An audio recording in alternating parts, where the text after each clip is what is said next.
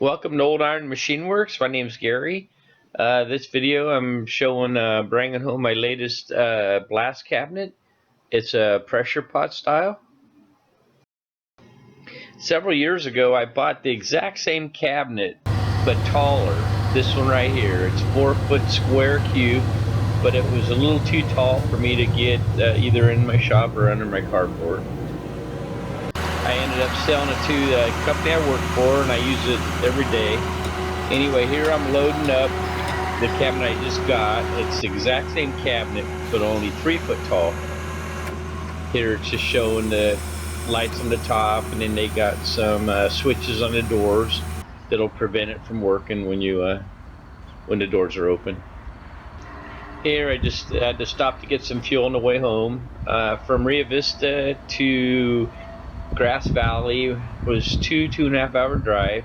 Going to pick it up. The previous owner bought it between 15 and 20 years ago, and he was retiring and moving out of state.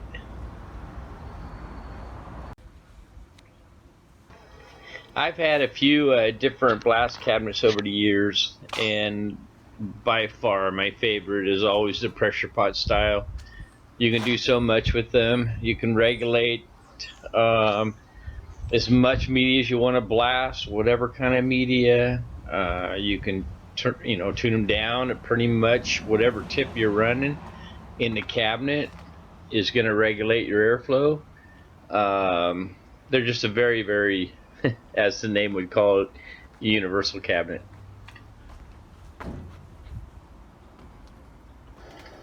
On this cabinet, he's actually running leather gloves. You got the sleeve portion, and then you got the the portion that fits your hand, so when it wears out you can change it.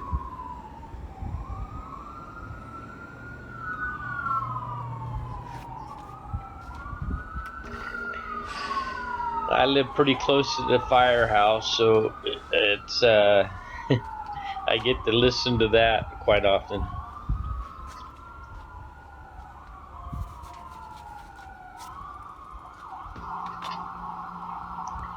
Now, anybody in Northern California that's did any kind of blasting is well familiar with Temple Associates. They've been in business since the 70s, and they're kind of the go-to place for any kind of blasting equipment.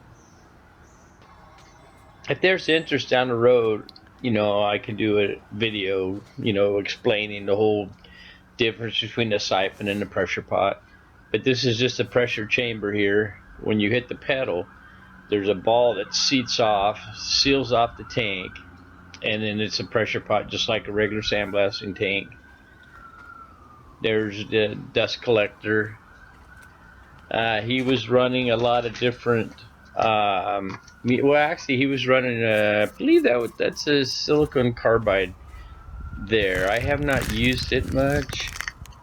That's extra inner glasses. I think there's 4 of them there. That just protects the main outside glass because it will get frosted up. Came with miscellaneous hoses, parts, that red ring. That's just an extra seal that the ball inside the tank seals up against. Your typical dust collector. It just has the cloth bags inside.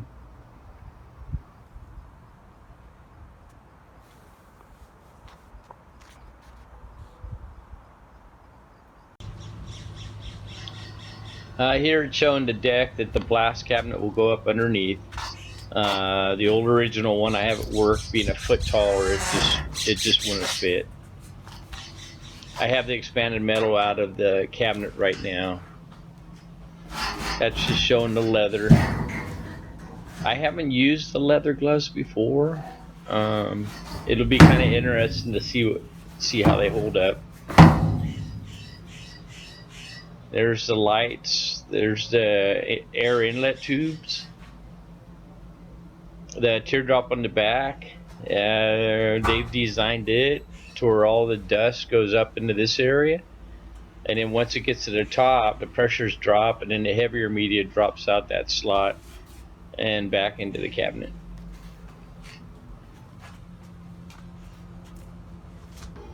I haven't weighed the cabinet, but the cabinet is going to come in somewhere around 1,000 pounds. The universal cabinets were made in Chico, California. They went out of business years ago. But Temple Associates, they still pick them up whenever they can and refurbish them and resell them. Here it's just showing the bags on the inside. And the way it is, they're just shaker bags. And when it's running, it just sucks all the dust and crap up into the bags. And when you shut it off, you just shake the bags and all the dust drops down into the tray, and then you just pull the tray out and dump it.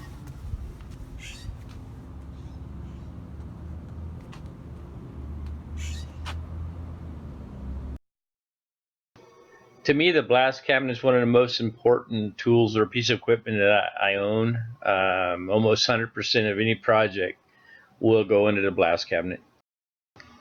Next, I'm going to throw a little bit of my day job work in. This clip is off of an earlier video I showed up in Half Moon Bay where we had to pull a big gearbox out and then I had to rebuild it. Anyway, this is just a clip of, it'll be a clip of me showing a little bit of, just going through the gearbox. Basically all I had to do was change bearings on it. Everything else was pretty good.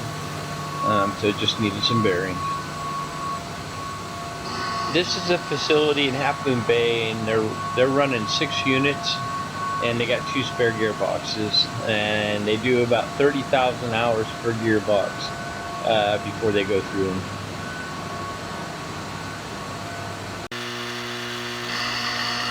Here I just got the bearing on an induction heater, heating it up, get it on the shaft. On these gearboxes, the reason they're running them, a lot of it is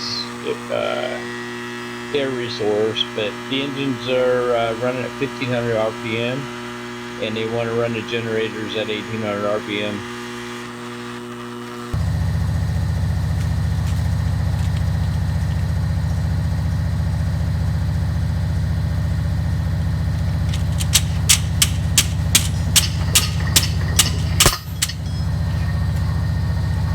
When the bearing's still nice and warm, once I get it slid on, I always just kind of work it back and forth, until the heat transfers to the shaft. And it doesn't take too long to start locking up on the shaft.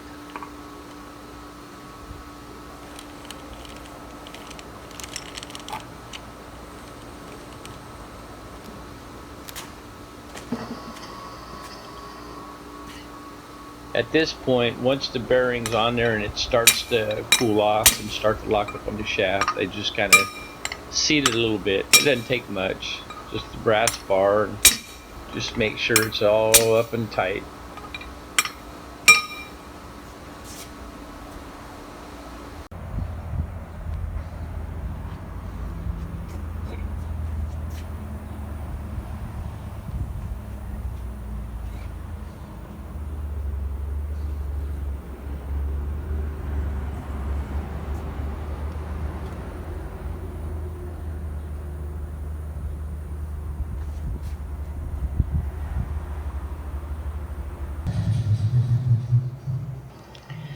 On these gearboxes, they do not run any type of a shim at all.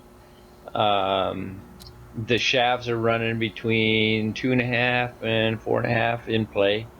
So if you have to make any kind of adjustments, where the dial indicator is right now, anyway, on the inside lip, that goes right up against the cup on the bearing, and if you need to increase the in play, you would machine it off the inside lip. If you need to tighten it up, then the main flange where the dial indicator is right there, then you would make your cut off of it.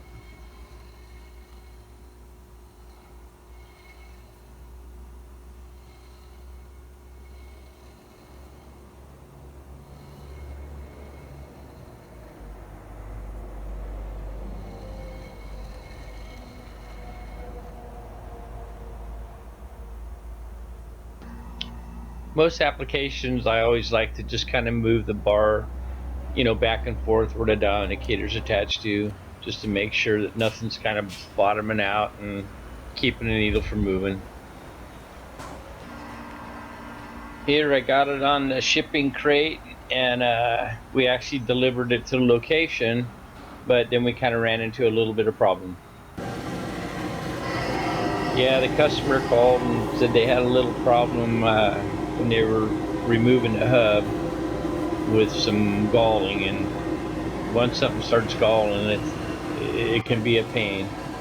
On these here, the only thing that holds them to the shaft is an interference fit, and of course a key just keeps it from spinning on the shaft. But once something starts galling, the high areas are really hard, much harder than your the base metal. And I have found where the best way to do that is with a truing hone, to where you're only removing the high spots and you're leaving all the original metal there. If you try to hone too much, then you're losing your interference fit.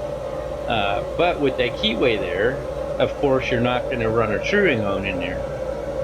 So I decided to make a special key that would go inside, fill up the kind of bridge over the keyway, so we could go in with a truing hone and clean up the high spots. Here I'm just kind of deburring, knocking any high spots off where the key sits down.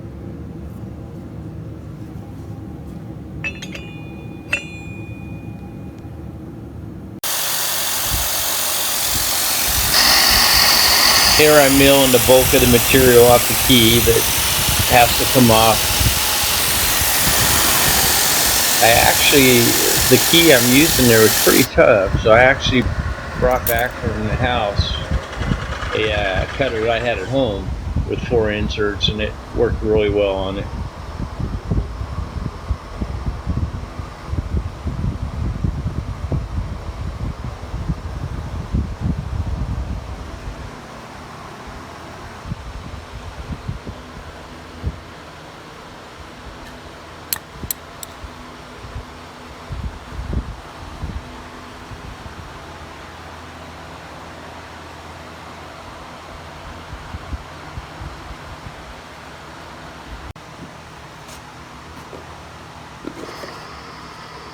Here I'm just laying out the hole where I can put a stud to hold the keyway into the hub.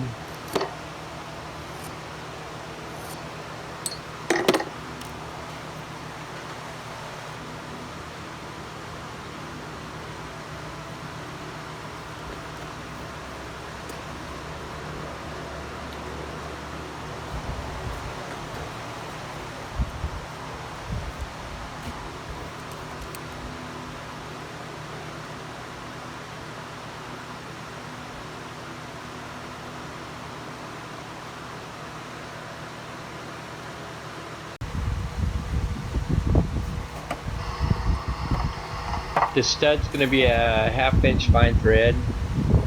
So here I'm just hand tapping it in my vise. This is just a little level I have that I use, just putting up against the tap and to keep it halfway straight.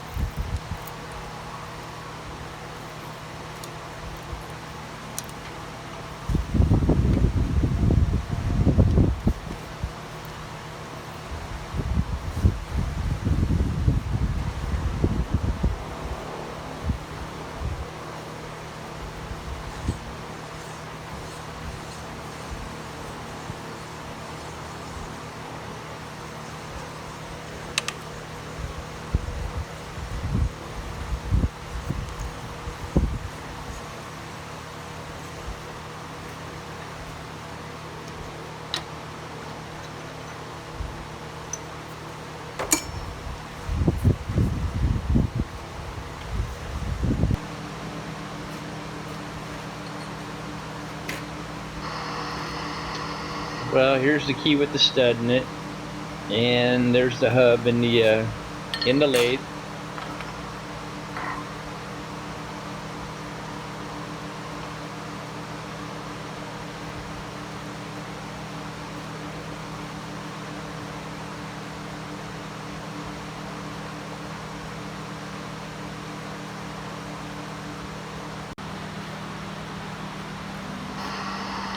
Here I just got some force with the tailstock, with the live center, going to the top of an old piston, pushing the hub up tight against the jaws and the chuck.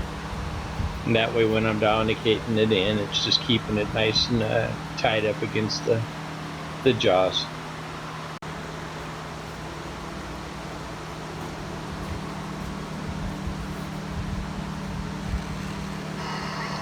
Yeah, when I was downicating the hub in, well, there's a couple dings where people have smacked it, but I was kind of surprised that the hub had a little bit more distortion than I was expecting. But it wasn't an issue, because the only thing that I was going to be machining on the hub was just the keyway. Just get it close enough where then I could go in with the hone and finish it off with the hone.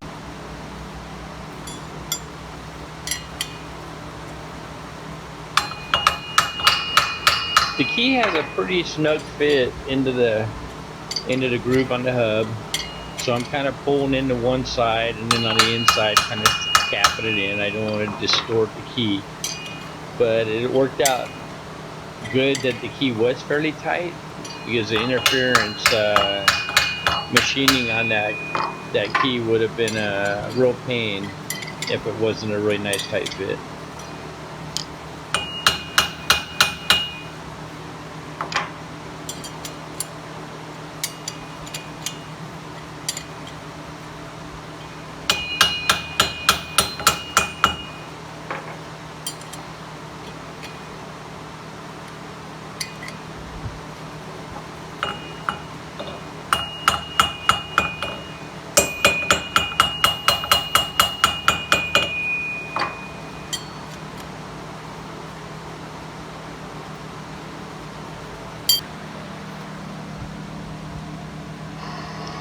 Now I actually used one of the existing keys, and I left it on the long side because the other hub is a little bit longer, and if I ever have to go in and hone it out, you know, then I got the extra key there.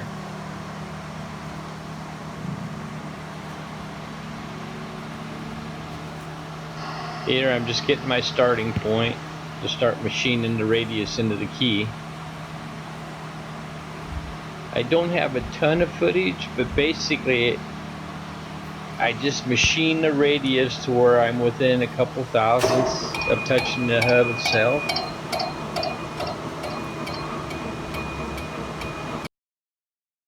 I wasn't going to bore you too much with all the machining footage, but I couldn't take too much of a cut on the key because the interference fit was playing heck with the boring bar. Here's a setup that I have. I have a video that I did quite a while ago where it shows I connect my tailstock to the carriage, and it works really well. That way I can just use the old carriage to run the hone in and out. Yeah, my earlier video showed where I was running a small drill bit and going deep with it. Typically with a sun and truing hone like this, you would tighten it up and put pretty good pressure on it, because you're wanting to remove material, because you got a tapered and a cylinder, and you're honing cast iron, so you just want to bring it back to a true hole. In this case, I only want to take off just the small little high spots I don't want to take any more off, otherwise I'm losing the interference bit. It's really important on the hub to get as much contact, metal to metal, as you can. And if you were to leave any kind of little high spots, you know, that's where it's going to seat up against, and it's just going to limit, you know, the contact area you have, you know, from the hub to the shaft. I also started out with a brand new set of stones for this particular job.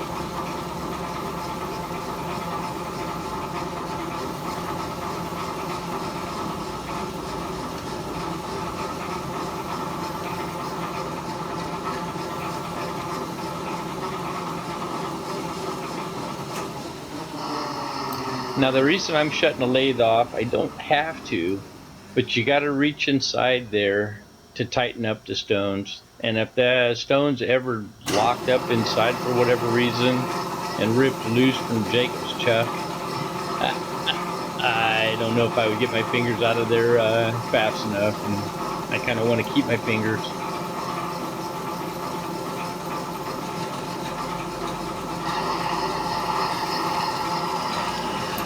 Here all I'm using is some type A tranny fluid, you know, for in a squirt bottle for the honing oil. The customer was waiting for the hub and my boss was going to deliver it, so I didn't get any footage of it done. It actually came out really nice. The lines were still there, so cosmetically it didn't look a whole lot different. It was just had a nice true hole with no high spots. Anyway, I hope you enjoy the videos. Please leave a comment. It'd be great if you subscribed. Thanks for watching. Thanks for subscribing.